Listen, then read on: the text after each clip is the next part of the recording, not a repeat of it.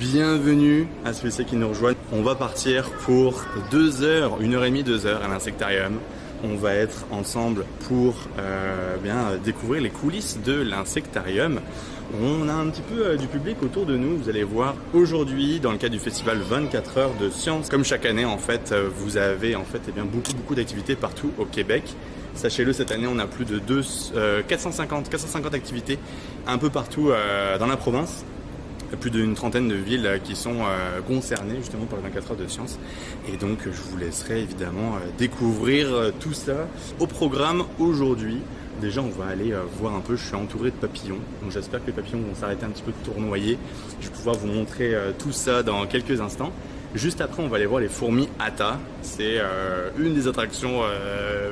on se croirait à Disneyland, un petit comme ça, mais une des attractions justement de l'insectarium, c'est les fameuses fourmis Atta, qui sont absolument fascinantes, qui grignotent des petits morceaux de feuilles, qui vont sur le morceau de bois, le morceau d'arbre, et ensuite hop, qui les transportent dans leur petit coin et qui sont hyper bien organisés, vraiment super bien organisés.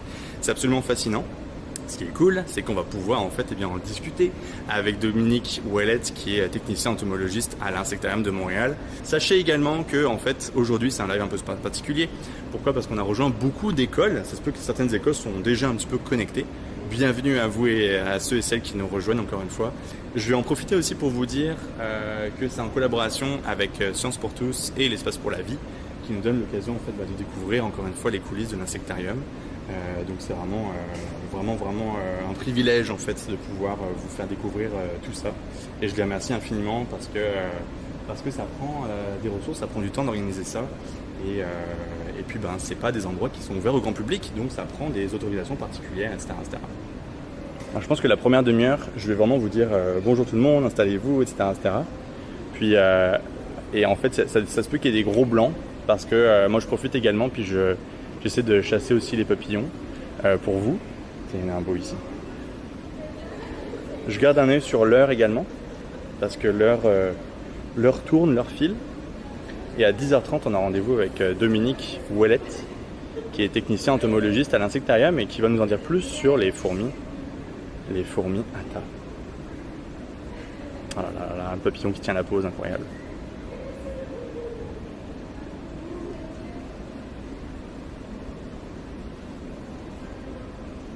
Donc là, vous voyez un petit peu de nourriture ici. Là, il y aurait un ténébrion cendré du désert. Est-ce qu'on le voit? Eh oui, ils sont là, regardez.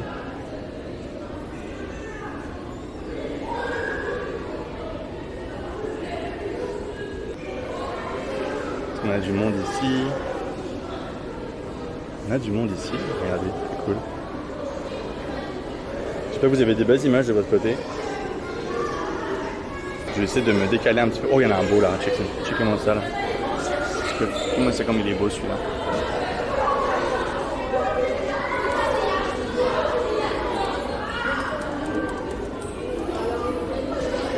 Très très beau celui-là.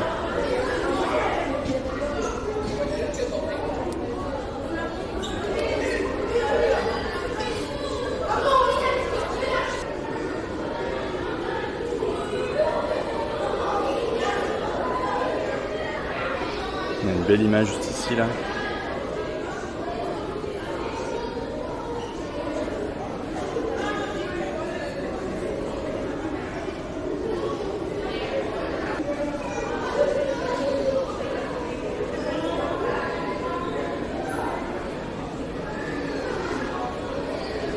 Il y en a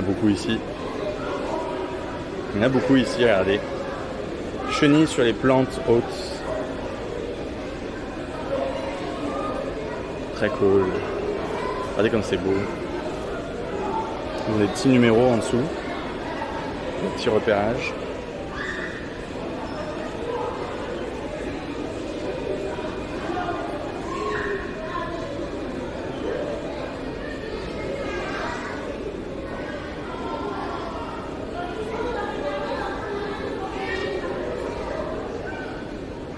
C'est vraiment très beau. Puis le groupe s'est dispersé parce que regardez, ce qui va nous intéresser pour les prochaines minutes, c'est surtout ces petites fourmis qui sont juste ici. Je vous fais un plan large et après vous allez voir, on va zoomer un peu plus. En fait, aujourd'hui, ce que je vais vous amener dans les coulisses de l'insectarium. Donc on va commencer par regarder un peu l'arbre juste ici, suivre l'arbre juste là, clac clac clac, et éventuellement rentrer à l'intérieur du petit trou qu'il y a au fond pour en savoir un peu plus sur ces fourmis. Regardez l'arbre juste là. Et là, je pense que je vais juste essayer de cadrer le mieux possible pour vous montrer tout ça. Et je vous laisse faire des wow sur le chat et balancer vos plus belles emotes, of course. Les fourmis sont juste ici. Donc ce sont des fourmis coupe-feuilles. En fait, si vous regardez bien, elles ont des petits morceaux de feuilles sur leur petit dos. Tout est petit chez moi. C'est des petites feuilles avec des petites fourmis à leurs petites pattes qui font des petits pas et qui se baladent. Et on va se rapprocher un peu plus. Je pense qu'on va pouvoir zoomer un peu plus. Regardez-moi ça.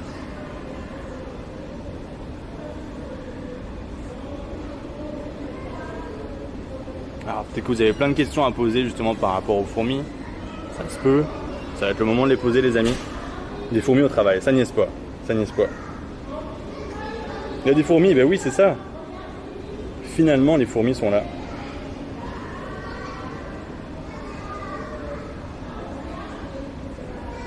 Avec les papillons qui volent derrière. Là, je vais essayer de me caler un peu. Comment je pourrais faire ça? Je vais me poser. Regardez, je vais me poser ici. Clac. Puis en même temps je vous lis. Hop là. J'espère qu'on est bien cadré.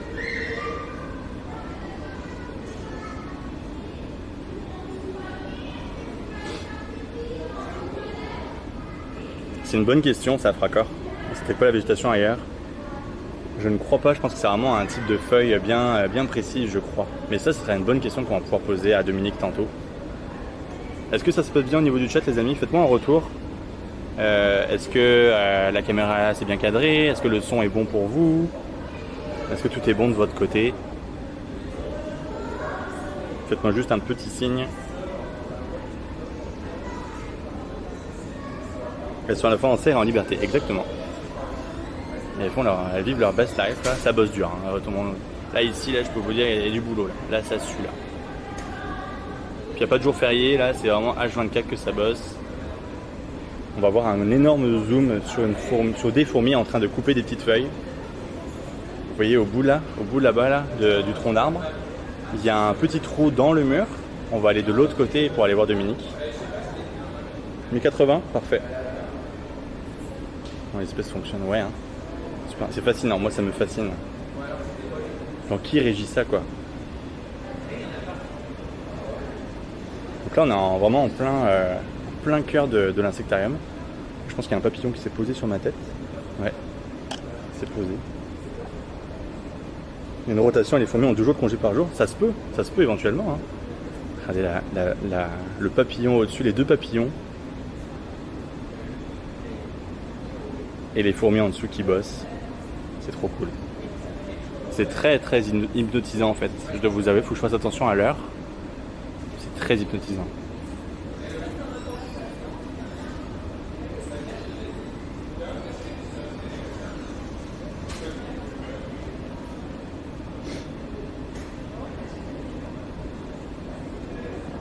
Il est 25, vous inquiétez pas. Anyway, Dominique nous attend, il va être juste à côté. Donner un petit point de rendez-vous juste ici.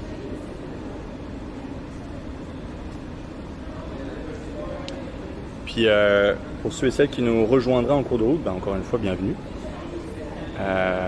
Dans quelques minutes, dans 5 minutes exactement, on a Dominique Ouellette, technicien entomologiste à l'insectarium, qui va venir nous jaser et répondre à toutes vos questions par rapport aux fourmis à tas. Je suis certain que vous en avez. Je suis certain. Moi j'en ai beaucoup. Moi ça me fascine. J'ai tellement hâte de voir le replay, je vous jure, pour voir les images que ça va donner.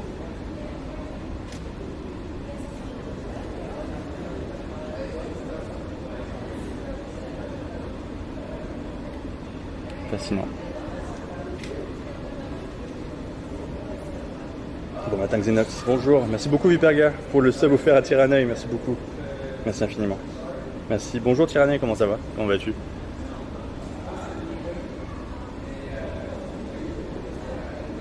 Moi ce qui me fascine c'est je me dis le poids des feuilles sur les fourmis, genre. C'est-à-dire que la feuille est tellement énorme que comment tu fais pour porter ça, genre. Puis des fois, c'est des... Puis comment elles font pour juger la taille aussi de la feuille qui est portable aussi, tu sais. Regardez comme ça grouille ici. Alors, je vous le dis aussi, by the way, parce que j'ai été voir Dominique m'a montré un petit peu ce qu'il allait montrer en live. Je vous le dis, ça se peut qu'il y ait des images, tu sais, des trucs un peu qui grouillent, des trucs un peu... grosso modo, à côté, il va y avoir une boîte avec un champignon à l'intérieur, puis les fourmis grouillent à l'intérieur. Il y a des centaines de fourmis, peut-être des milliers éventuellement, que ça grouille à l'intérieur. Fait que ça se peut éventuellement que ce soit un peu... je mets juste un trigger warning si jamais vous n'êtes pas à l'aise avec ce genre d'image là. Je sais que ça peut peut-être certains peut-être un petit peu sensible par rapport à ça. Donc c'est parce qu'on va faire des zooms comme on fait là. Okay, le but c'est que ce soit le plus visuel possible puis que vous ayez les commentaires évidemment autour. Regardez comme elles sont belles.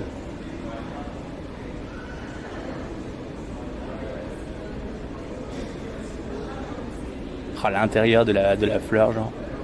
Hey, j'espère que ça fait des belles images là, je vous jure là. Je capote. Merci beaucoup Destiny. Et bisous. Bonne journée à toi. Et puis n'hésitez pas, si jamais vous pouvez pas rester jusqu'au bout, le replay va être disponible. Donc pas de panique là-dessus.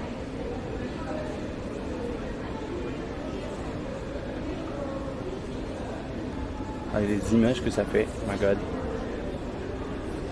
J'ai tellement hâte de revoir le replay, je vous jure. Ça va faire une bonne annonce d'enfer pour la chaîne, ça va être trop cool. Je vais laisser encore quelques minutes pour que les écoles nous rejoignent tranquillement. N'hésitez pas à nous dire les écoles d'où vous venez, de quel coin, combien est-ce que vous êtes. Bienvenue à vous en tout cas, installez-vous. On part pour 45 minutes, 50 minutes avec Dominique Ouellette qui nous rejoint dans quelques secondes. Et on va aller de l'autre côté. Vous voyez, il y a un trou là-bas. Là. On va aller de l'autre côté. En tout cas, si Dominique est d'accord. Je vous lis. Puis je vois qu'il y a du monde qui continue à arriver. Bienvenue à vous.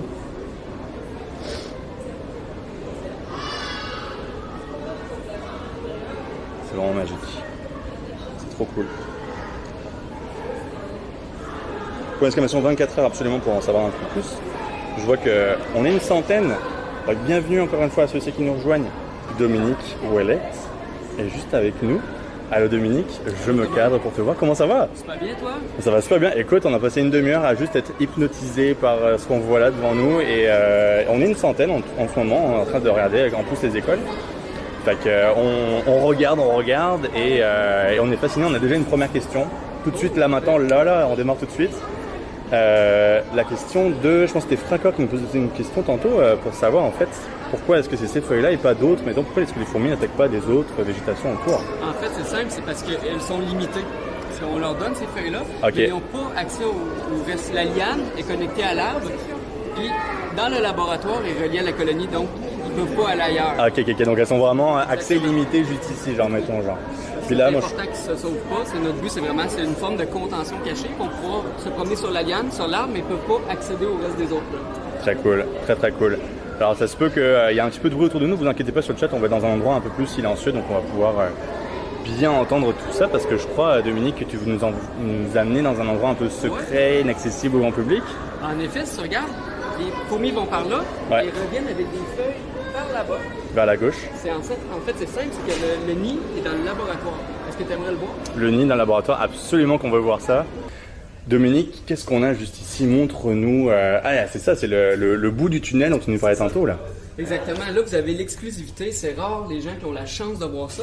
En fait, les fourmis qui vont collecter les feuilles sur l'arbre, ils vont arriver ici et la liane finit ici. Et ce que vous avez dans les bacs noirs, c'est la colonie en fait. C'est ce qu'on va appeler les chambres. Et en fait, les gens souvent vont croire que les fourmis apportent les feuilles pour les manger. Mais en vérité, c'est beaucoup plus intéressant que ça. Ces fourmis-là vivent avec un champignon en association, un champignon qu'on dit symbiotique. Je vais expliquer par la suite c'est quoi. Et elles vont utiliser ces feuilles-là comme un engrais pour pouvoir nourrir le champignon. Le champignon va grandir et elles vont se nourrir du champignon. Donc tout d'abord, super important, un petit gant, absolument. Parce que c'est des fourmis qui ont d'excellentes mandibules. Elles ne peuvent pas me piquer, ils n'ont pas la capacité de me piquer, simplement parce qu'ils n'ont pas un dard. Okay. Mais par exemple, ils ont de très bonnes mandibules, donc ils peuvent me mordre. Donc pour éviter, on va juste mettre une bonne petite paire de gants. Est-ce que ça t'arrive d'en ramener parfois à la maison des fourmis? Parce que tu vis avec les fourmis, là, littéralement. Là. On fait vraiment attention. Ouais. Souvent, ils peuvent monter sur nous, mais ici, c'est super contrôlé le laboratoire. Donc, on va avoir une zone de quarantaine qu'on va tout s'assurer qu'on n'en a pas pour éviter ça. Okay. Parce qu'il faut comprendre que ça, c'est pas des fourmis ici du Canada. C'est des fourmis, celles-là, ici, reviennent du Mexique. Donc, pour protéger notre environnement, on va éviter justement qu'il y ait des spécimens qui sortent à l'extérieur. Pas juste pour que la fourmi envahisse l'environnement, pour éviter ça, mais il faut penser aussi que ces fourmis-là ont peut-être des bactéries ou des virus sur elles qui pourraient affecter notre belle faune locale. Bon. Donc, faut très faire attention à ça, c'est vraiment important. Donc, j'ai mes gants. Là, ce que je fais, c'est que je me mets un petit peu de poudre de talc sur les mains. Ça va éviter qu'elle grimpe sur moi, justement. Donc, ça fait une mince couche. C'est comme une petite poudre. Et ça va glisser en dessous des pattes. C'est ce qu'on met ici pour les empêcher de sortir. Tantôt, on avait une question, entre autres, sur comment on fait pour éviter qu'elle sorte et qu'elle aille récolter les autres plantes. Ouais. C'est que dans les contentions, on va mettre justement, comme ça ici, de la poudre de talc. Fait que ça glisse. Ils peuvent tout simplement pas accéder. Est-ce que vous êtes prêts? On est prêts. On est très excités. Sur le chat, vous êtes prêts? Je pense que oui, ils sont prêts. Donc, ici, c'est une chambre. C'est comme l'équivalent de la grosse colonie. Mais j'ai déjà mis quelques feuilles. Donc, ils vont découper. On voit, ils ont commencé à découper des petits morceaux de feuilles comme ça. Et là, les plus grosses ouvrières qui découpent vont apporter les feuilles dans la colonie ici. Et si vous remarquez, ils vont vraiment les déposer en surface. Si vous voyez, il y a des fourmis vraiment de toutes les tailles dans la colonie. Il y a jusqu'à 16 formes différentes de fourmis dans cette colonie-là, c'est-à-dire 16 tailles. Et ils ont chacun un rôle différent. Donc, les ouvrières vont déposer les feuilles ici. Et là, il y a de plus petites ouvrières qui vont découper la feuille en tout petits morceaux. Puis par la suite, il y a des ouvrières encore plus petites, qu'on appelle vraiment les minima. Là. Regardez, c'est les toutes petites feuilles ici. C'est vraiment miniature. Tout petites fourmis. Bon, elles, leur rôle, ça va être d'intégrer les feuilles aux champignons. Là, le champignon va pousser sur les feuilles. Et tout ce que vous voyez de blanc ici présentement, c'est le champignon qui se nourrisse. OK. Et ça, c'est plus qu'un mutualisme. Hein? C'est ce qu'on appelle une symbiose. C'est-à-dire que la fourmi ne peut pas vivre sans le champignon et le champignon ne peut pas vivre sans la fourmi. Okay. Les fourmis ont-elles une intelligence collective? Nous demande Viperga. Viperga, c'est une excellente question en fait. On ne peut pas dire que la fourmi va avoir une intelligence. Mais par exemple, c'est un petit peu comme notre cerveau. Ouais. Il faut voir les fourmis comme un super organisme. C'est-à-dire que c'est comme des cellules. Fait que chaque fourmi va être comme l'équivalent d'une neurone. Une neurone seule, ça n'a aucun effet. Ouais. Ça ne peut pas rien faire. C'est pas très efficace. Mais par exemple, dans ce cas-là ici, ce sont des milliers de neurones ensemble. Fait qu'on pourrait voir la colonie comme un cerveau. Et de leurs différents comportements, ils vont essayer plein de choses. Ben, les comportements qui sont positifs pour la colonie vont être sélectionnés. Je donne un exemple. Ouais. Ils essayent de pouvoir se sauver. Ouais. Puis il y en a une qui prend un morceau de bois. Ouais. C'est utile, ben, les autres vont se mettre à faire pareil. Donc là, ils vont avoir un comportement, puis ça va faire une forme d'intelligence collective. Donc c'est pas une vraie intelligence, mais c'est vraiment comme un comportement social et collectif qui leur permet de faire des choses incroyables. Fait qu'elles sont constamment en communication entre elles. Exactement, c'est une très bonne question aussi. Les fourmis sont toujours en communication. Principalement chimique. C'est-à-dire que les fourmis vont souvent pouvoir communiquer via ce qu'on appelle des phéromones. En fait, c'est des odeurs et ils ont différents récepteurs sur les antennes. Okay. Donc, ils ont différents messages qui vont pouvoir se partager. Souvent, quand on voit les fourmis vont aller à un endroit, on va voir, ils vont faire ça avec leur abdomen. Ben, en fait, ils laissent des petites pistes, des petites miettes de pain derrière elles pour pouvoir aller vers un objectif. Et quand elle revient, là, elle va vraiment déposer son abdomen comme ça. Puis là, elle va dire une piste disant « Hey, j'ai trouvé quelque chose d'intéressant par là-bas. » Fait que oui, ils sont toujours en communication. Ils communiquent par principalement les phéromones. Et sinon, ils vont aussi communiquer de manière visuelle. Comme certaines fourmis dans les milieux désertiques vont beaucoup communiquer via des signaux visuels, simplement parce que s'ils mettent des phéromones chimiques, ils vont cuire dans le désert. Tandis que nos atta ici, nos fourmis coupeuses de feuilles, une de leurs méthodes de communication spéciale, c'est vraiment, ils vont communiquer par le son. Est-ce qu'on pourrait essayer à entendre éventuellement Oui, on peut essayer. Je ne peux pas garantir que ça va marcher, mais on va juste essayer d'en prendre une plus grosse. On va faire mieux que ça, je vais la prendre. La colonie à côté est plus grosse, donc elle a des plus grosses soldats. OK. Parce qu'on n'en a pas trop parlé des soldats, mais on en a une juste ici, là. Ah, ça, c'est une grosse ouvrière. C'est une grosse ouvrière, ok. Ça c'est une vraie grosse Ah, soldat. ouais, let's go. Let's go, let's go. Ça, elle, son rôle dans la colonie, c'est elle est extrêmement agressive. En fait, ça va être de défendre la colonie. Ok. Donc, elle, il faut faire attention. Une chance que j'ai mes gants, parce qu'elle pourrait me mordre. Là, ce que je vais faire, c'est que je vais la prendre sans la blesser, comme ça, par la tête.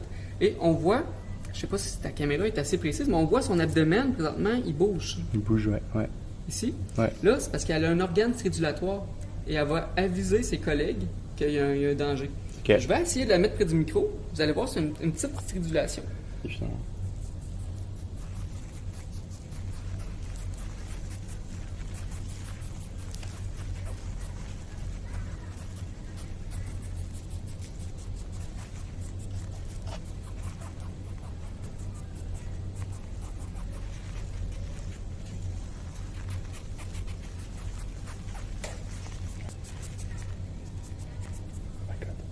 Tout le monde entend. Tout le monde capote sur le chat. Oh!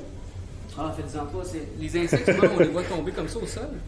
C'est sûr, on évite, mais à la base, c'est que son propre poids n'est pas suffisant pour qu'elle puisse. Ah, ok, je comprends. Il y a même certaines fourmis qui vont se laisser tomber des arbres et ils vont planer pour pouvoir atterrir à d'autres endroits. Ah, je suis trop content qu'on ait réussi à entendre. C'est parfait, c'est parfait. Donc, c'est ça, Dominique a une fourmi sur l'épaule. Bah, je pense que ce sera pas la, oui. c'est pas la première, mais c'est pas la dernière. Je pense que tu en as une sur l'épaule, hein. Non, c'est ça, en effet, c'est quand même commun qui m'ont monté sur moi. Faut comprendre que quand je mets mes mains comme ça dans la colonie, dans le fond, elles vont se défendre simplement. Mais sinon, elles sont pas agressives de nature, ils n'ont pas de raison, elles ne m'attaqueront pas sans aucune raison. Je comprends. Fait que même si elle se promène sur moi, il n'y a pas de danger. Ah, ben ouais, regardez, elle est là. Ouais, je suis ici, ouais. Là, tantôt, tu nous as parlé des 16 types de fourmis de tailles différentes. Oui, exactement. Tu as parlé de mémoire de celles qui coupent les feuilles, des toutes petites qui vont comme les intégrer dans le champignon. Et je pense qu'on s'était arrêté là un peu dans l'explication. Fait que la relation entre la fourmi et justement le champignon, je pense qu'on s'était arrêté là. Oui, c'est ça, l'origine de la symbiose. En fait, c'est simple, c'est qu'il y a un petit peu plus que 65 millions d'années, il y a eu ce qu'on appelle la crise crétacée. C'est quand la fameuse météorite est arrivée sur la Terre, et ça a fait vraiment un effet sur l'écosystème incroyable. Il y a beaucoup d'espèces qui sont disparues là. Entre autres, les dinosaures ont commencé leur chute là. Ouais. Et même les insectes ont eu un impact à cause de la crise crétacée. Et certains groupes de fourmis, les actinies, c'est-à-dire les ancêtres de ces fourmis-là, se sont mis à vivre dans le sol avec un champignon. Ils ont tellement été en proximité avec le champignon, s'en sont nourris pendant des millions d'années, que les fourmis sont devenues accros aux champignons. Ils ne pouvaient plus vivre sans le champignon. Okay. Et des millions d'années plus tard, il y a eu une grande glaciation. Donc les fourmis ont déménagé de la forêt tropicale vers un milieu désertique. Et ce champignon-là s'est éteint de la nature, littéralement. Okay.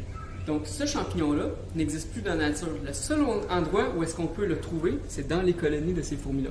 Puis ils sont tellement adaptés pour vivre ensemble. Comme je disais, c'est une symbiose, c'est une relation obligatoire, que le champignon a plus de défense. C'est la fourmi qui va le défendre.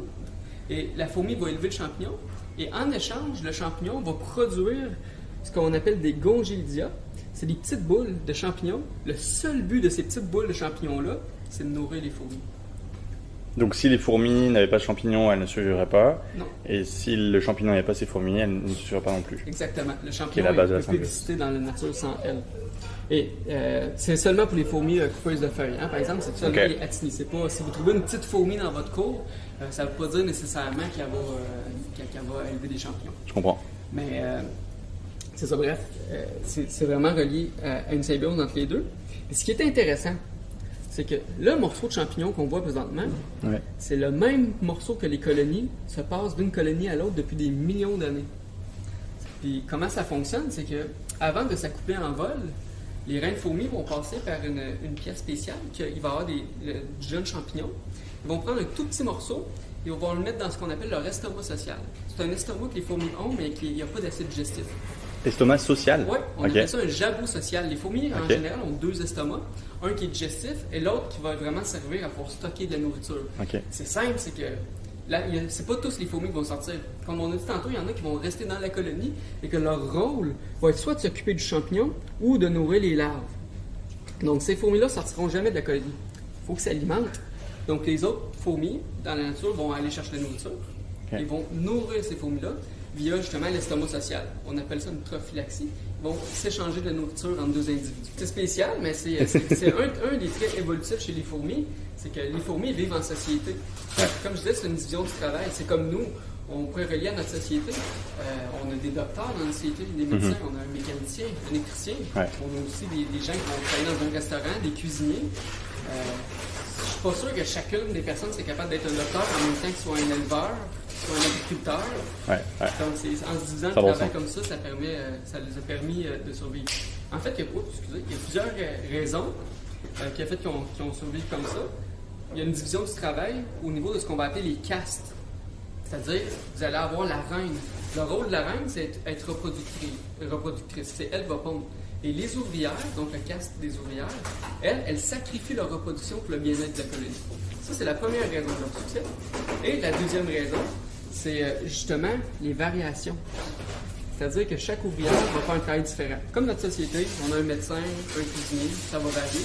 Donc, ça les a permis de bien s'adapter.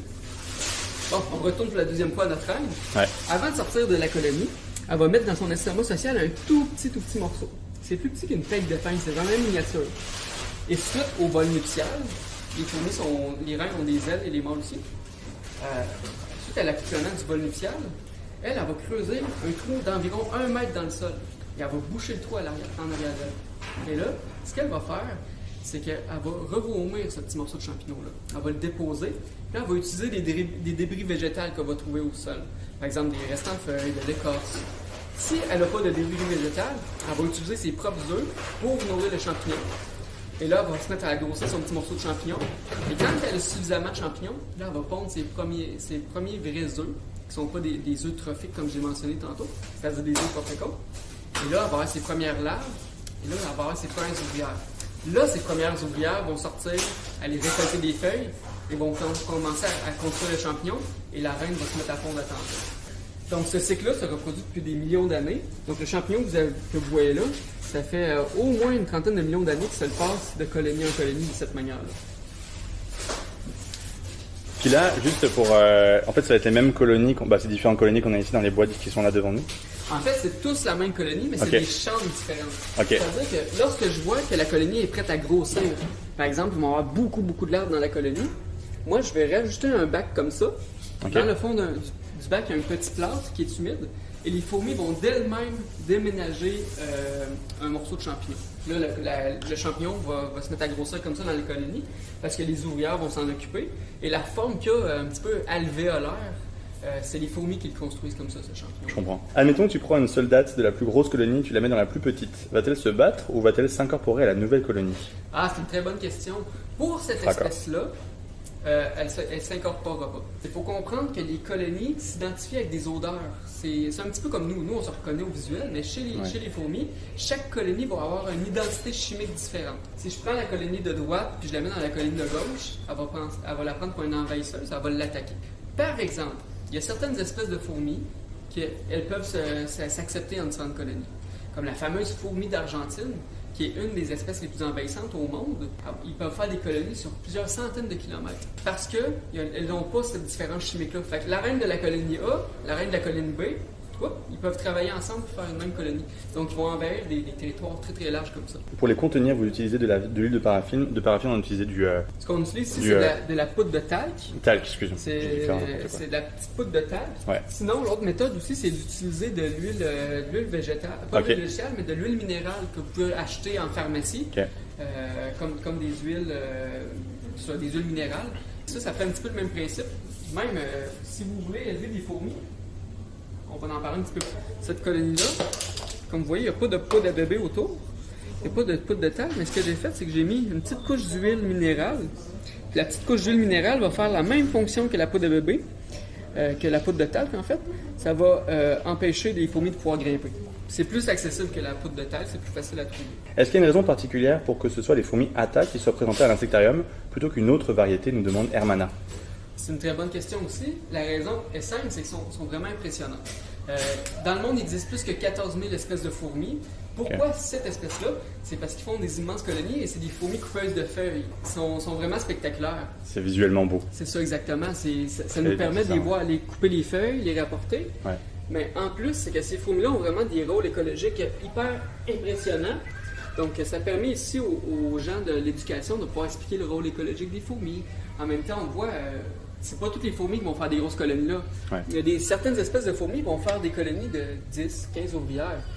Une colonie comme ça peut grossir facilement, juste comme ça. Vous savez combien d'œufs peut pondre une reine Atta par jour?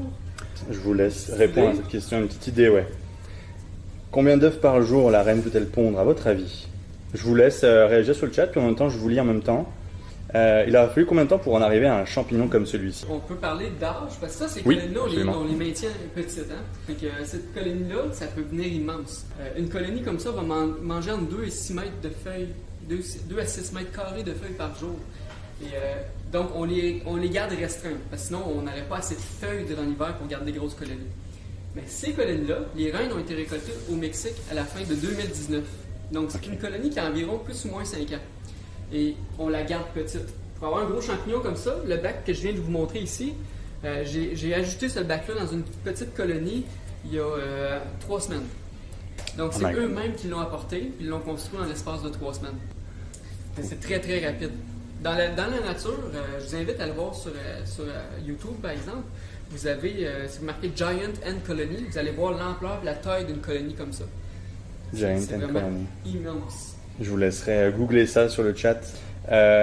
Qui arrive 1000, 1000, 2000, 500. Là, on parle de par jour, je pense. Par jour, 10 000, nous dit Viperga. 700, nous dit Amana. 5000 Private. 20 par jour, nous dit Benny.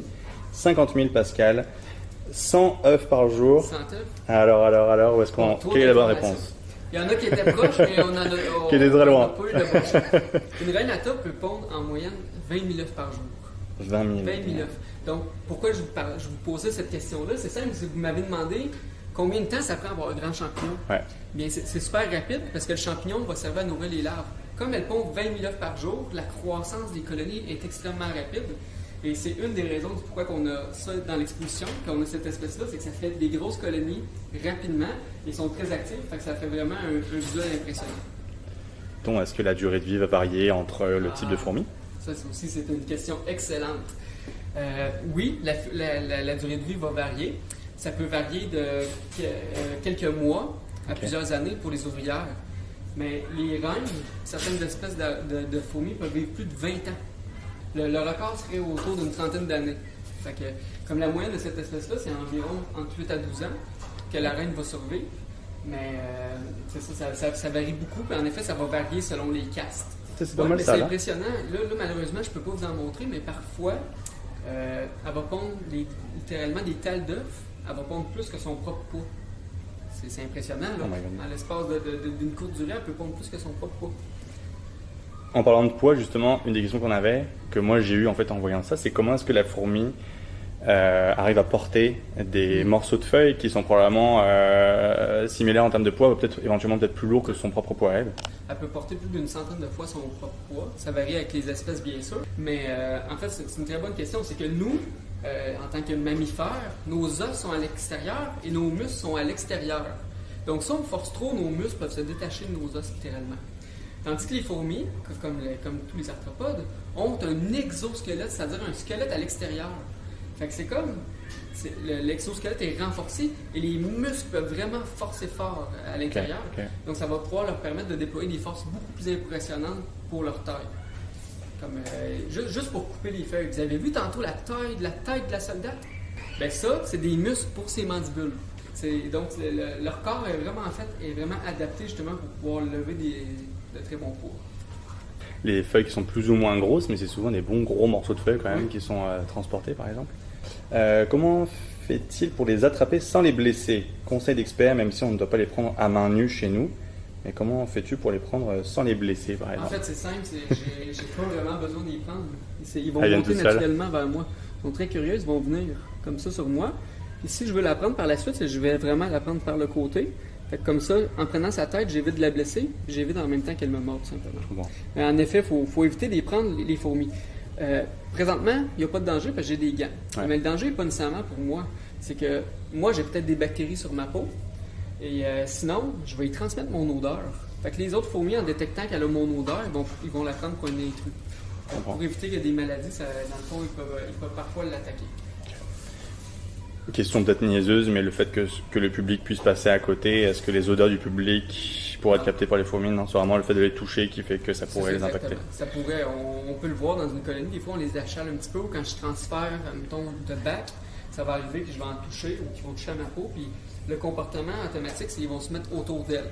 OK. Mais ils ne vont pas là-dessus. Ils vont se mettre autour d'elle pour la maîtriser. Puis avec le temps, elle va soit reprendre son odeur, ils vont comprendre que c'est une de leurs sœurs, mais ils vont la laisser aller.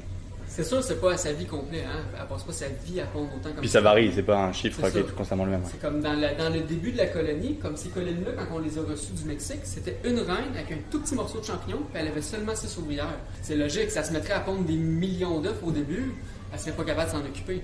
Donc ça va être graduel. Puis vraiment, à son climax, quand elle va pondre au maximum, elle va pondre plus de 20 000 œufs par jour.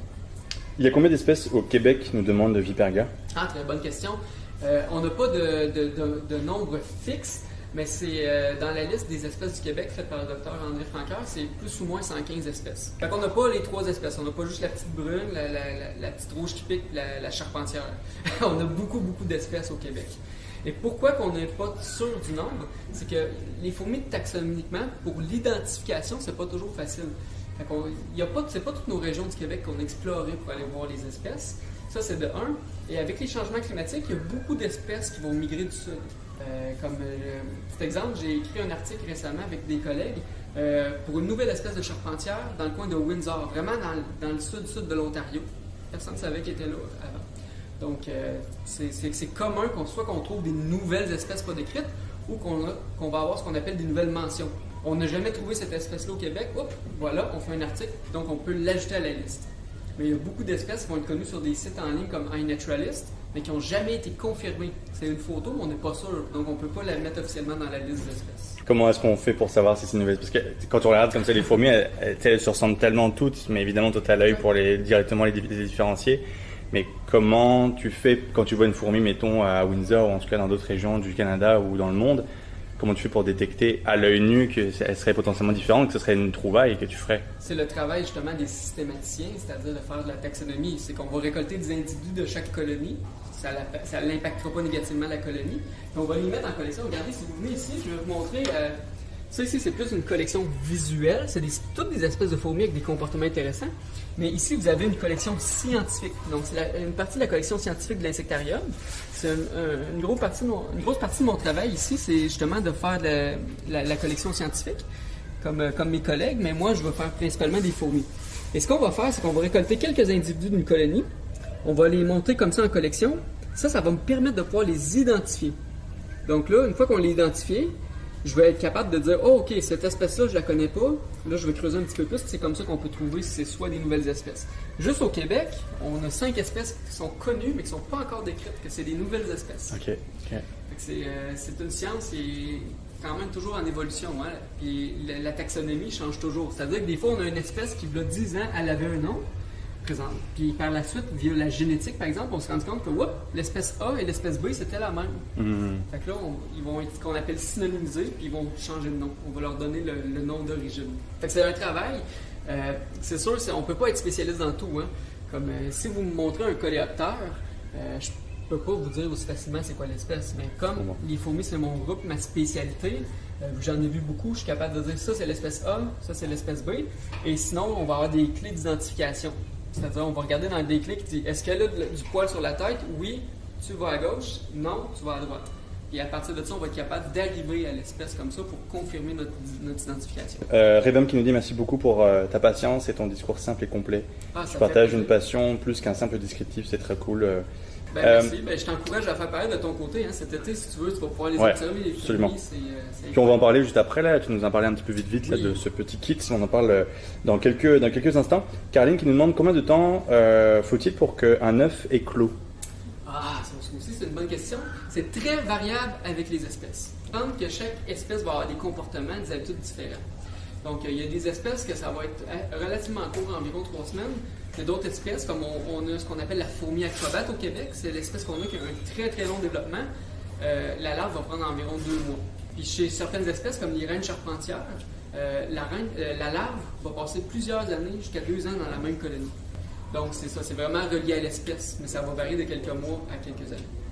Connaissez-vous les fourmis qui produisent du miel? En fait, les abeilles produisent du miel, les fourmis ne produisent pas de miel. Mais d'après moi, ce que tu veux parler, c'est ce qu'on appelle les fourmis peau de miel. Le genre Myrmecocystus. C'est des fourmis qui vont vivre dans un milieu désertique. Donc, une période hyper sèche et une période d'abondance. Mais eux, ils ont besoin de manger à l'année longue. Donc, ils vont faire des réserves. Et ils vont avoir des ouvrières qu'on va appeler des riplets, que elle, son travail, c'est comme la soldate, mais elle va se suspendre dans la colonie et son abdomen va grossir de manière incroyable. Elle va devenir la taille d'un raisin. Je pense que c'est peut-être ça que tu parles, les fourmis peau de miel. C'est simple, c'est qu'elles vont aller récolter du miel de puceron et du sucre produit par les pucerons, puis ils vont les stocker sur une longue période. Et je vous invite à aller voir sur Internet, marquer fourmis peau de miel, en anglais honeypot ants. Vous allez voir, c'est vraiment spectaculaire. C'est gros comme un raisin, puis c'est ça, c'est une réserve sur pattes. Trop cool. On les trouve où, celles-ci? Les plus proches qu'on a d'ici, c'est vraiment dans le sud des États-Unis. Ça va être dans des milieux xériques. On n'en a pas ici en Amérique, pas en Amérique du Nord, mais au Canada, on n'en a pas. Mais sinon, le terme honeypot ants peut être différent genre. Par exemple, en Afrique, ils ont des Compsognathus inflatus. C'est une charpentière qui a ce comportement-là. Puis vraiment, aux États-Unis, plus l'Amérique du Sud, il va y avoir les Myrmecocystus, qui sont celles que je viens de vous parler. Donc c'est ça. Il y en a un petit peu partout, différents, le même comportement, mais différentes espèces. Certaines espèces sont-elles trop invasives pour la biodiversité? Oui, malheureusement, c'est souvent une question négative qu'on reçoit, mais il faut comprendre que c'est très peu d'espèces, mais des espèces qui ont des comportements vraiment, qu'on peut dire, létaux, qui sont envahissantes pour l'environnement. Par exemple, la fire ant, la fameuse fourmi de feu aux États-Unis, qui a été introduite par accident, puis elle fait des immenses colonies, elle va littéralement tasser les autres espèces. Ou comme sinon, ce qu'on a parlé tantôt, la fourmi d'Argentine. Cette espèce-là, comme les colonies font des super colonies, elle est hyper envahissante et elle va tasser d'autres espèces. Par exemple, les mézards, c'est des fourmis qu'on va dire moissonneuses. C'est des petites fourmis qui, plutôt que de se nourrir sur des calories secs ou via du puceron, elles vont récolter des semences de graines et elles vont faire un pain de fourmis et vont nourrir les fourmis avec ça. Elles ont un rôle écologique essentiel qu'on appelle la myrmécochorie. Myrméco, ça veut dire fourmi en grec, chorie veut dire bouger. Et c'est simple, c'est qu'il y a des plantes qui sont dépendantes de ces fourmis-là pour survivre. Donc, la fourmi envahissante va tasser la mézard, la fourmi moissonneuse. Fait à cause de ça, la plante peut s'éteindre parce qu'elle n'a plus de fourmis qui vont s'occuper de ses semences. Donc, oui, il y a des espèces envahissantes qui peuvent avoir des effets négatifs sur la biodiversité. À quoi ressemblent-elles tes journées au quotidien? Tu te lèves, puis tu penses directement aux fourmis, j'imagine? Bon, on va diviser ça en deux parties. Vraiment pour mon travail ici à l'insectarium. Premièrement, avec mes collègues, on va vraiment faire l'entretien de l'exposition le matin quand on arrive. Et dépendamment si ma journée, je suis ce qu'on appelle être en collection, je vais travailler sur la collection scientifique. Okay. Collection scientifique, c'est par exemple, on va aller dans des réserves écologiques avec des permis du gouvernement, et on va faire un inventaire des fourmis qu'il y a là, et nous, on va produire des rapports sur les espèces qu'il y a là. Moi, je fais les fourmis, mais j'ai un de mes collègues qui va faire les araignées, un autre va faire les coléoptères, d'autres vont faire les papillons. Fait que ça, c'est ce qu'on appelle la journée de collection. Et sinon, on va faire aussi d'autres projets reliés à l'insectarium. Comme l'insectarium a un excellent projet qui s'appelle les Sentinelles. On va avoir des associations avec des différentes communautés d'un peu partout dans le nord du Québec. Et ces gens-là vont collecter des papillons. Puis ça va être un échange de services. Donc, si ça vous intéresse, allez voir sur le site de l'insectarium, les Sentinelles du Navire. C'est vraiment intéressant. Donc, je vais aussi travailler sur, par exemple, les fourmis sentinelles. Et sinon, 2 jours sur 4, on va être ce qu'on appelle être en élevage. C'est-à-dire tous les beaux insectes que vous voyez ici, il faut qu'on les élève. Donc moi et mes collègues, ce qu'on va faire, c'est que dans cette journée-là, on va s'occuper autant des papillons que des phasmes, des insectes, qu'on va vraiment changer leurs plantes, laver les vivariums, les nourrir. Ça va être vraiment orienté sur l'élevage. Comme par exemple, une grosse tâche à moi d'élevage, c'est m'occuper de nos colonies. Parce qu'on a 2 colonies dans l'exposition, mais on a aussi 4 colonies qu'on va utiliser au cas qu'on ait un problème avec ceux-là, pour pouvoir toutes mettre nos œufs dans le même panier. Ça, c'est la partie travail. Et sinon, de mon côté, souvent, comme je dis, je suis passionné de fourmis depuis une quinzaine d'années. Je vais aller à différents endroits pour des projets. On va récolter des fourmis à l'extérieur, puis on va les mettre en collection comme ça. Et comme je dis, on va faire des articles scientifiques sur les différentes espèces, si on trouve des nouvelles espèces. Sinon, aussi, je suis associé à l'Université McGill. Parce qu'on a un grand laboratoire de recherche sur les fourmis. Puis en partenariat avec l'insectarium, je vais faire certaines recherches et on va faire des publications sur différents sujets. Parce que c'est ça aussi qui est important à garder en tête, c'est que l'Espace pour la vie, c'est un regroupement de musées, 5 musées, insectarium, jardin botanique, Biodôme, Biosphère, Planétarium. Mais il y a aussi évidemment des équipes de recherche derrière qui travaillent. Oui, on est dans les coulisses de l'insectarium. Et ben, c'est bon aussi de le rappeler que oui, il y a un objectif d'éducation du grand public, puis de montrer le maximum de choses de notre environnement et d'explorer le monde. Mais il y a aussi l'importance du métier de chercheuse, justement d'aller identifier d'autres espèces de fourmis potentiellement. Est-ce qu'il y a une régulation extérieure du nombre d'effectués? Qu'est-ce que tu veux dire par là, Vigo? Car à 20 000 d'œufs par jour, on peut vite être dépassé, j'imagine. D'avoir un compte, genre En fait, toi, tu demandes comment on contrôle les populations de fourmis. Je pense que c'est ça la question de Vigo. Ouais. C'est simple, c'est qu'ils ont besoin de champignons pour grandir. Donc, quand la colonie va être trop grosse, je vais juste simplement arrêter d'ajouter des bacs. Donc, ce que ça va faire comme effet, c'est que comme ils sont trop, la reine va pondre un petit peu moins. Puis c'est comme ça qu'on va être capable de faire le contrôle. Parce qu'en effet, ça pourrait littéralement exploser. On pourrait avoir facilement une centaine de fois ça, une centaine de bacs comme ça, sans problème. Donc elles vont se réguler selon la taille du champignon disponible, selon la place disponible que tu leur donnes. C'est simple, c'est qu'elles sont dépendantes. Fait que moins d'alimentation, donc ils vont devoir être moins nombreuses pour pouvoir survivre. La rumeur dit que les fourmis sont une espèce menacée, voire en cours de disparition. Est-ce que c'est vrai? Oui, j'aurais plutôt l'impression à dire le contraire. En voyant ça, c'est clair qu'on pourrait dire le contraire. Là, ouais. Si on pense à la protection des espèces, en effet, on a des espèces qui sont à des statuts précaires. Ouais. Juste ici, au Québec, on a beaucoup d'espèces qui sont dites des parasites sociaux. C'est-à-dire que la reine de l'espèce A va aller parasiter l'espèce B. Mais ces espèces-là sont hyper fragiles dans l'environnement. Parce que si les espèces qu'elles parasitent meurent, elles aussi vont mourir. Donc, on a plusieurs espèces qui ont des statuts de protection. Par exemple, je vous invite à aller voir la liste rouge de l'IUCN, l'Union internationale de la conservation de la nature. Il y a plusieurs espèces de fourmis qui ont des statuts vulnérables. Fait que oui, il y a des espèces à statut vulnérable, mais les fourmis sont présentes partout en grande quantité, c'est-à-dire en grande quantité, sur presque tous les continents, à part l'Antarctique et quelques îles. Je pense même qu'ils vont peut-être même survivre aux humains. Les premières fourmis sont apparues il y a 120 millions d'années, sont diversifiées et vraiment partout, donc on ne pourrait pas dire que les fourmis sont en voie de disparition en général. Donc les fourmis ont de beaux jours devant elles, si je comprends bien, si on résume ça. Est-ce que les fourmis à tasse sont de celles qui peuvent aller coloniser un autre terrier, comme la technique qu'il a expliqué avec l'intruse qui sera retrouvée, entourée pour lui donner son odeur? Donc est-ce qu'elle pourrait coloniser un autre terrier et être en mode attaque finalement, plus aller... Non, cette espèce-là, c'est pas une espèce de parasite. Elle ne va pas parasiter une autre espèce. Cependant, les atta, ils ont certaines espèces d'insectes ou de fourmis qui vont avoir ce comportement-là, qui vont rentrer dans les colonies. Si vous voulez, je peux expliquer rapidement. On a des espèces au Québec qui font ça, ce comportement-là, comme une petite fourmi, le nom c'est Lasius aphidicola. Cette espèce-là, après l'essaimage, elle va chercher une ouvrière de la colonie de l'autre espèce, et elle va la prendre, elle va s'enduire de son odeur, et elle va s'en servir comme mot de passe pour rentrer dans la colonie de l'autre espèce. Elle va aller voir la vraie reine de la colonie, puis elle va y mettre son odeur à elle dessus. Donc les ouvrières de l'autre espèce vont sortir leur propre reine. Elle va se mettre à pondre en grosse quantité. Elle va rapidement développer une grosse colonie. Donc c'est comme ça qu'elle va parasiter. Ça, c'est un parasite social.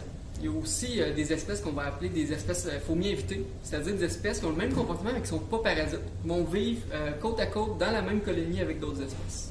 On peut jouer un jeu si vous voulez. Vous en pointez une, puis je vous dis son comportement, c'est quoi qu'elle a d'intéressant. On avait une question, je pense, il y en avait une avec des ailes, je pense qu'on avait une question, pas ici là, mais en tout cas quelqu'un qui avait déjà dit, moi j'ai déjà vu une fourmi avec des ailes. Mettons par exemple, si on parle de celle-ci par exemple.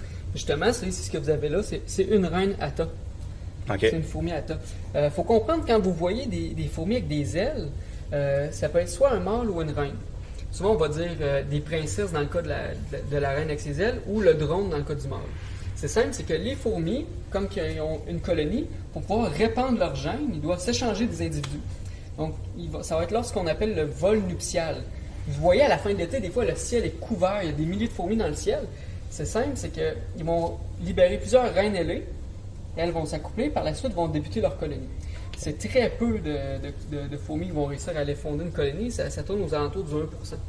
Fait que donc, quand vous voyez des fourmis avec des ailes, ce qu'on appelle des fourmis volantes, c'est les reproductrices, c'est les futures reines. En fait. C'est vrai qu'on ne voit pas souvent, par exemple, des fourmis avec des ailes, fait que c'est toujours un peu plus impressionnant que voir les autres sans ailes, par exemple. Oui, ben c'est ça qui est intéressant. Puis, d'ailleurs, c'est possible, hein? Il y avait eu ça comme question. Est-ce que c'est possible de partir des colonies, dans le fond, en élevage? Ouais. Et oui. Tu sais, récolter, par exemple, certains insectes dans la nature, comme des coléoptères, certains papillons, des fois, ça peut être dangereux parce qu'on peut fragiliser la population. Donc, on peut affecter négativement la population en récoltant trop. Par exemple, les fourmis vont saturer leur environnement avec des reines. C'est simple, c'est un petit peu comme les cigales qu'on va voir bientôt aux États-Unis. Ils produisent des milliers de reines à la fois et en même temps par zone. Donc, c'est vraiment des milliers, c'est des millions en fait qui sont produits de reines. Donc, ils vont diluer l'effet de prédation. C'est-à-dire qu'il y en a beaucoup qui vont se faire manger, mais dans ce lot-là, ça l'assure qu'il y en a quelques-unes qui vont pouvoir les fonder leur colonie.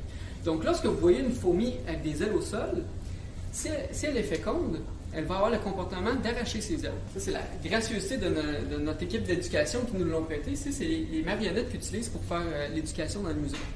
Donc, ici, vous avez une reine Atta. Elle n'est pas à taille réelle, bien sûr, mais si vous remarquez, la reine Atta, elle a des ailes. Ouais. Une fois qu'elle est féconde, elle va enlever ses ailes. Donc, si vous voyez au sol une fourmi qui enlève ses ailes, ça veut dire qu'elle est féconde. Si vous ne voyez pas enlever ses ailes, vous pouvez la reconnaître parce qu'elle a la tête, le thorax et l'abdomen. Les reines ont vraiment un thorax qui est vraiment très imposant. Je reviens. Mettons que je compare avec une ouvrière ici. Dans notre cas, ici, on a une soldate. Regardez la taille, le dos. La reine a toujours un gros thorax, donc la section du milieu, parce qu'elle avait des ailes. Donc, on peut la reconnaître comme ça. Et là, si on veut partir d'une colonie,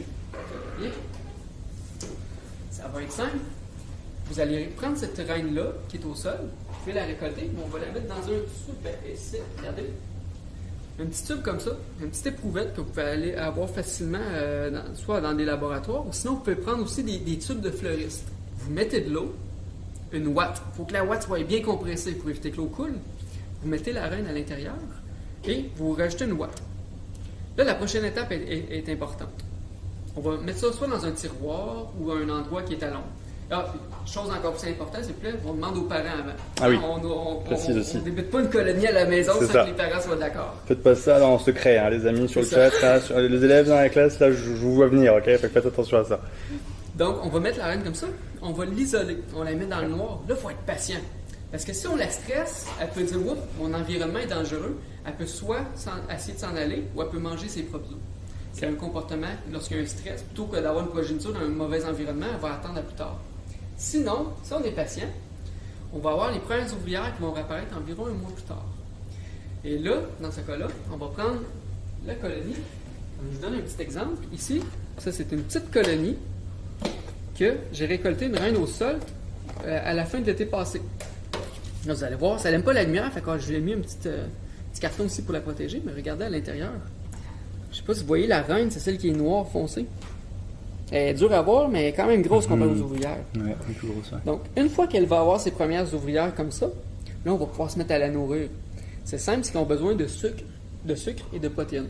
Okay. Vous pouvez diluer un petit peu de miel dans de l'eau, vous mettez ça sur une petite ouate, une petite mousse, puis vous pouvez rajouter des protéines. Qu'est-ce qu'on veut dire par protéines? Ça peut être un insecte mort, ça peut être des petits morceaux de poulet. Il faut juste vraiment donner une protéine. Puis là, la reine, elle va se mettre à pondre. Et vous allez pouvoir développer votre propre colonie comme ça, vous allez pouvoir les observer. Et sinon, comme nos fourmis, on ne veut pas qu'elles s'échappent. Donc, dans ce cas-là, ici, ce que j'ai fait, j'ai pris de l'huile minérale simplement, j'ai mis une petite goutte sur mon doigt et j'ai fait le tour du contenant. Okay. Sinon, un autre détail important, on peut prendre un petit contenant comme ça. Moi, j'aime beaucoup les contenants comme ça qui sont isolés, qui ont un plastique qui va sceller le contenant. Okay. Et pour que les fourmis respirent, je vais tout simplement faire un petit trou comme ça avec un grillage. Okay. Donc, les fourmis ne peuvent pas sortir de ce contenant-là. Et on peut l'élever. Donc, ça peut être intéressant autant pour l'observer que pour faire des études, regarder le comportement. Donc, cette colonie-là va être destinée sûrement au laboratoire. Et là, tu as mis combien de temps pour avoir cette population-là? Ah, ça, c'est une reine qui a essaimé l'été passé. Okay. Donc, je l'ai récoltée en ville à la fin de l'été passé, donc à la fin d'août. Puis, elle a débuté sa colonie, elle a produit, puis elle est à sa 4e génération depuis. C'est super facile, ça, c'est des projets super intéressants pour les écoles. Puis comme je dis, contrairement aux autres insectes, lorsqu'on récolte une reine comme ça au sol, on ne peut pas affecter négativement la population parce que les reines sont déjà saturées dans l'environnement. Et dans le fond, il n'y en a même pas 1% qui va survivre. Bon. Ce qui a un comportement qui est dangereux, par exemple, c'est les gens qui vont aller récolter directement une colonie. Ça, par exemple, vous pouvez affecter la population en récoltant une colonie. Ou pire que ça, si on détruit l'environnement de la colonie. Si on a des centaines de colonies puis qu'on pige dans une, c'est pas plus grave que ça. Mais par exemple, si on détruit la forêt, on détruit l'écosystème autour, là, l'espèce sera plus capable de survivre, puis là, l'espèce peut s'éteindre. On a même des espèces de fourmis qui se sont déjà éteintes, là, qui sont en voie de disparition, qui ont disparu. Il y en a qui veulent le voir aussi, ben oui, absolument. Absolument, regardez. Regardez, on peut même en profiter. Je pourrais même vous montrer le couvain, c'est-à-dire les œufs et les larves. Souvent, ce qu'ils vont faire, c'est qu'ils intègrent les morceaux de feuilles, comme j'ai dit au début. Comme ça, on le voit, regardez ici, là, les petits points verts sur le champignon, c'est des feuilles qui viennent d'être intégrées. Mais ça va servir à faire croître le champignon. Puis dans la couche juste en dessous, c'est là qu'ils gardent tous les petits bébés. Est-ce que vous voyez? Ouais. Regardez, les petites bines blanches, là, c'est des larves. Vous avez aussi le stade entre la larve et l'adulte. Vous avez la nymphe ici. On voit ses pattes dessus. Tout ce que vous voyez là, ici, le champignon, il est rempli de petites larves et de couvains.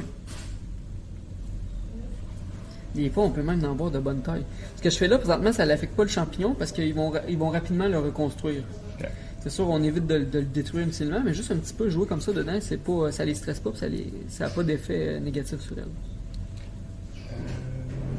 Est-il un site internet pour identifier les fourmis du Québec? Je pense que tu l'avais mentionné tout à l'heure, si je ne me trompe pas. Oui, on a un excellent site. Il y a une clé d'identification, mais il faut comprendre qu'il faut avoir une bonne loupe ou un bon binoculaire. Mais sinon, il y a le site de l'entomofaune du Québec qui ont une excellente clé d'identification. Malheureusement, ça ne va pas jusqu'à l'espèce. C'est quand même compliqué. Par exemple, moi, il y a quelques années, quand j'élevais des fourmis, il y a une quinzaine d'années, j'étais comme un extraterrestre. Les gens ne me comprenaient pas. Mais présentement, c'est rendu hyper commun, les gens qui ont des colonies de fourmis. Donc, si vous allez sur Internet, vous avez de super belles communautés de gens que si vous postez une photo ou vous avez des questions, ça va leur faire un plaisir de vous aider. Autant pour une fourmi à l'extérieur que des fourmis que vous voudriez garder. Là. Est-ce qu'il y a des comptes Instagram ou des comptes TikTok qui retracent la vie de fourmis? Je pense que ce serait une petite trend à l'exploiter potentiellement, ça. Je veux pas faire de pub pour personne non plus. Ouais. Si vous regardez, il y en a beaucoup. Là. Il y a beaucoup, c'est principalement anglophone. Il y a beaucoup de chaînes, autant YouTube que des chaînes. Si vous marquez élevage fourmis par exemple, ou juste fourmis sur YouTube, vous allez facilement trouver des gens qui font des vidéos sur les fourmis. Comment savent-elles le chemin pour partir et revenir? Il y a plusieurs raisons. Ils ont différents repères. Premièrement, ils vont s'orienter avec les phéromones, c'est-à-dire des petites pistes chimiques qu'elles vont laisser sur la trace, sur le chemin. Mais comme sinon, ici, lorsque le soleil se lève, ils sont prêts à aller collecter des feuilles. Donc, ils connaissent le chemin à cause des odeurs qui sont déjà présentes sur la liane. Un petit phénomène intéressant comme ça, là, cette liane-là, on peut la déconnecter. On peut la connecter et la déconnecter. La raison est simple. C'est que cette espèce-là, c'est Atomexicana et elle vit dans le désert au Mexique. Donc, il y a des périodes de l'année qui fait tellement chaud que si elle sort de jour, elle pourrait avoir un coup de chaleur. Donc, dans la nature, ils adaptent leur comportement. Quand il fait trop chaud, ils vont soit faire des tunnels jusqu'aux plantes qui les intéressent ou tout simplement ils vont couper de nuit. Et ici, on a eu une mauvaise surprise dans le début du nouvel insectarium. C'est qu'on a installé la colonie et elle allait super bien. Puis un matin, on arrive. Ils n'ont pas coupé les feuilles. La réponse était simple, c'est comme dans la nature, ils ont changé leur comportement. Ils coupaient de nuit. On a mis des feuilles, puis ils ont coupé durant la nuit. Donc c'est pour ça ici qu'on peut connecter, déconnecter la liane. Ça, c'est la première raison. Et la deuxième est vraiment reliée à la première question qu'on a eue tantôt, c'est comment est-ce qu'on fait pour pas qu'ils aient coupé les autres feuilles? On leur laisse pas la chance de pouvoir les couper de nuit.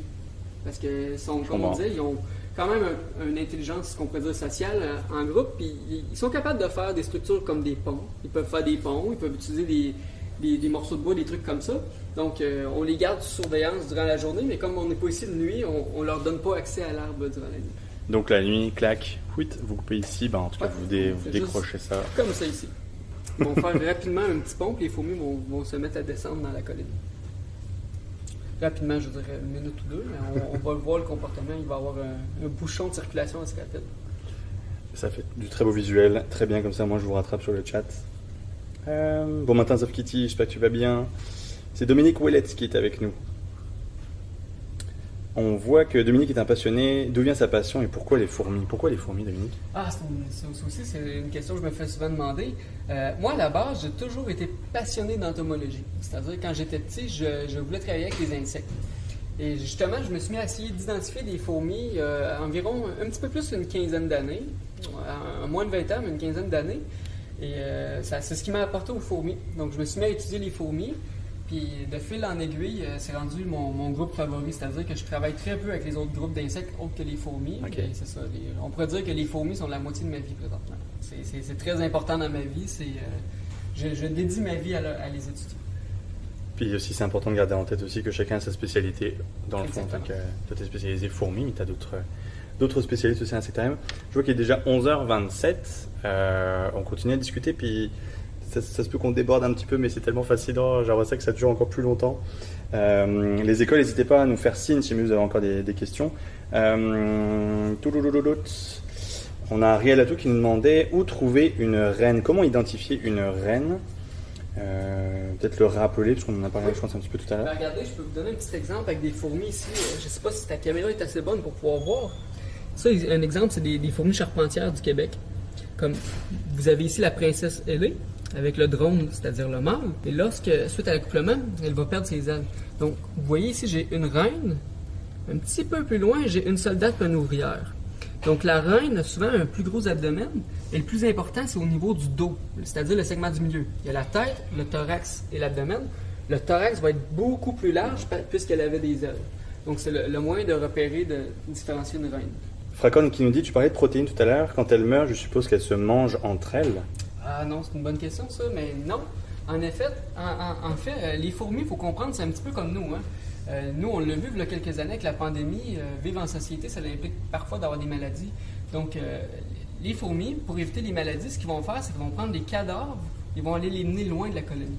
Okay. Souvent, ils vont avoir ce qu'on appelle des dépotoirs. Dans le cas des fourmis-atta ici, lorsqu'ils mangent le champignon, les restants de champignons, ils vont vraiment les mener dans un dépotoir. Certaines espèces, comme désertiques, souvent, ça va être sous la colonie, dans le sol, mais d'autres espèces plus tropicales, ils vont les mettre à l'extérieur et il va y avoir des fourmis spécialisées dans le dépotoir qui, eux, vont s'occuper de toucher aux cadavres, simplement. Donc, ils vont isoler les cadavres le plus loin. Donc, c'est pas vrai qu'ils vont se manger entre elles. Donc, elles ne sont pas cannibales? Non. Est-ce que les fourmis se communiquent entre elles, comme par exemple le champignon a été déplacé? Est-ce qu'elles se communiquent l'information d'aller le réparer, entre guillemets?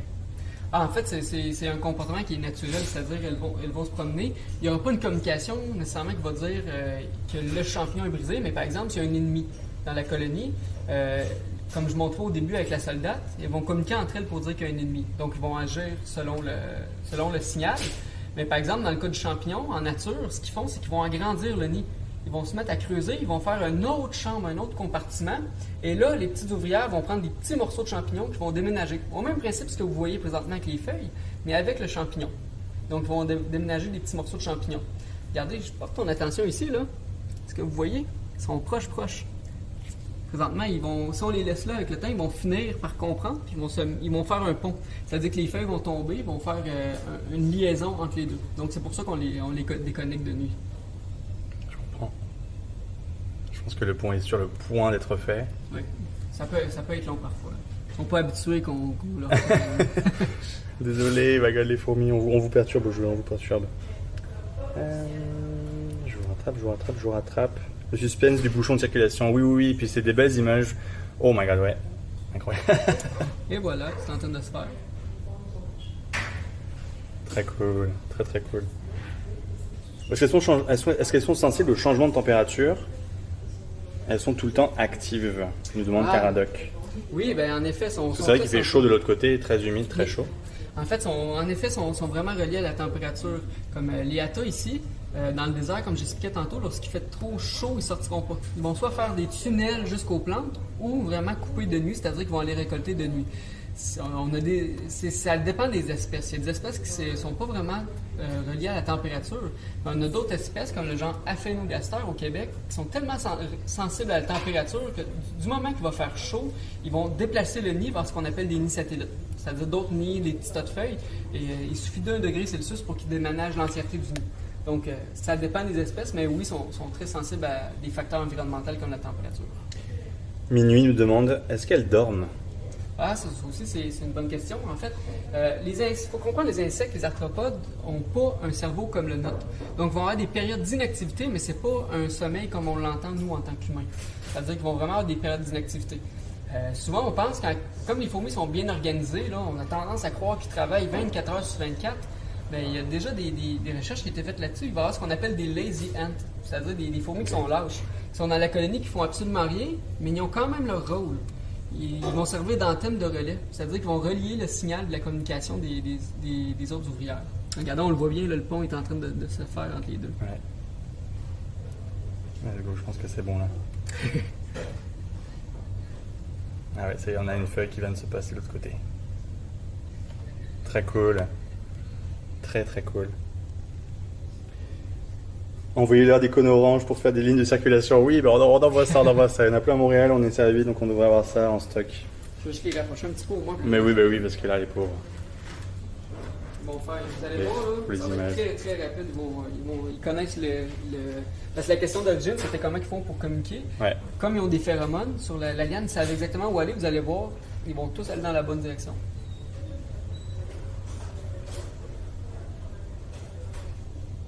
Oui, parce qu'elles font pas demi-tour, c'est ça l'affaire. Ça pourrait Ça dire, peut on va. arriver, parfois qu'on retourne en arrière, c'est juste parce que là, il y a un bouchon de circulation, fait qu'ils cherchent une solution. Ouais. C'est-à-dire qu'avec le temps, ils auraient trouvé un autre passage. Dans notre cas, ils ont juste un passage, heureusement, mais s'il y a vraiment un bouchon, ils vont trouver un autre passage. Très cool. Attention, le service reprend graduellement sur les lignes vertes. Ouais, c'est exactement ça. C'est ça qui se passe. Merci pour votre attente. Libérer, délivrer, ouais, c'est ça. Les amis, on arrive, il est 11h34. Si vous avez une ou deux dernières questions pour Dominique, c'est le moment. Parce que on va conclure.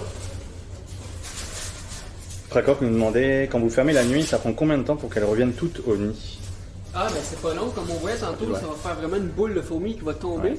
Et si on remarque ici, le nid, il finit vraiment où il y a leur contenant. Ok. Donc, c'est simple, c'est qu'ils vont faire des boules de fourmis qui vont tomber au niveau du sol. Donc, ça prend environ 1 heure, il n'y a quasiment plus de fourmis.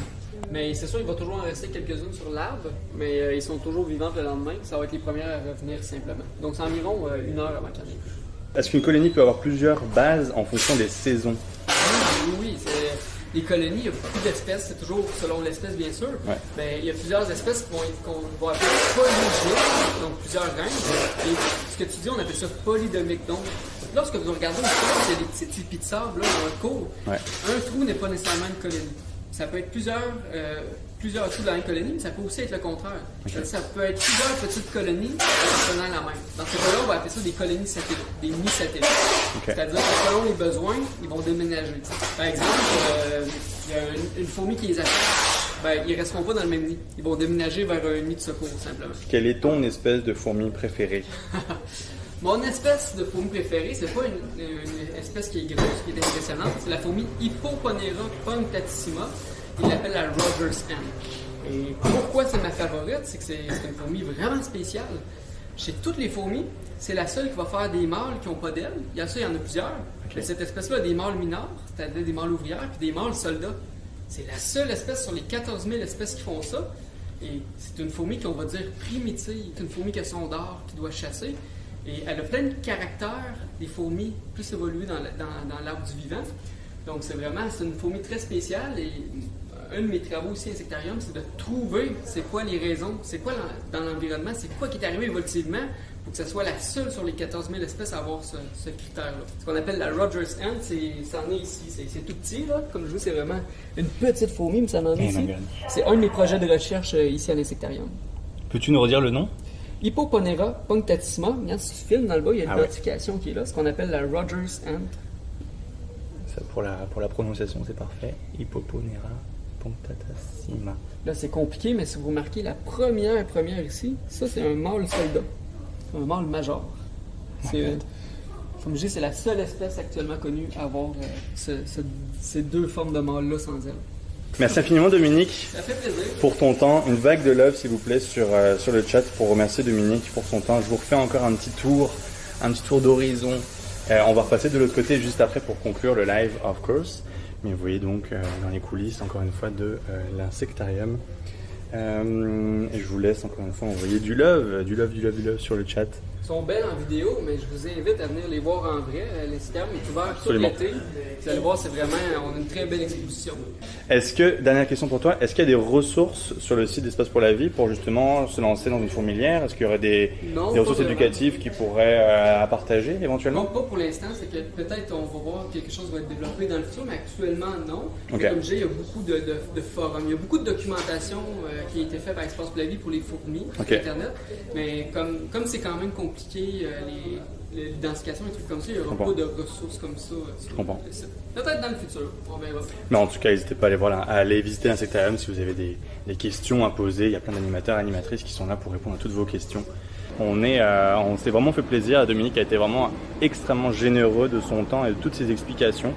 J'espère que ça vous aura plu. On refait encore un petit tour. Il y a des petits papillons juste ici qui se baladent. C'est très cool. Je vous rappelle avant de partir que l'insectarium fait partie de l'Espace pour la vie. L'Espace pour la vie, c'est un ensemble de 5 musées. Vous avez le planétarium, le jardin botanique, le biodôme, la biosphère et l'insectarium. Et en fait, c'est ouvert durant toute l'année.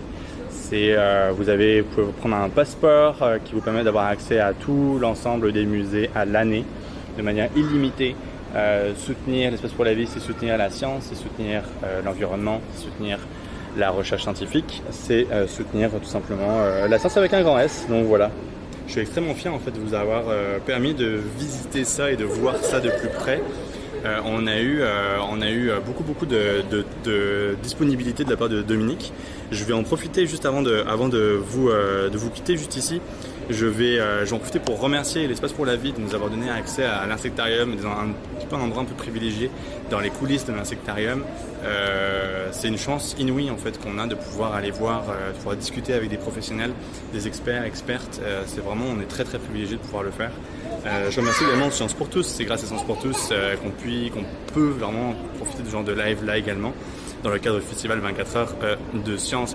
J'espère qu'en tout cas les classes qui étaient avec nous, j'espère que vous avez apprécié. N'hésitez pas à nous faire des retours. Petit merci particulier à Sarah Hermana, dépendamment, elle se reconnaîtra pour tout son soutien. C'est grâce à elle qu'on a pu lancer le 24 heures de science et en fait c'était sa dernière collaboration pour le 24 heures de science. Donc un merci tout particulier à Sarah qui me fait confiance depuis le tout début du 24 heures de science en live.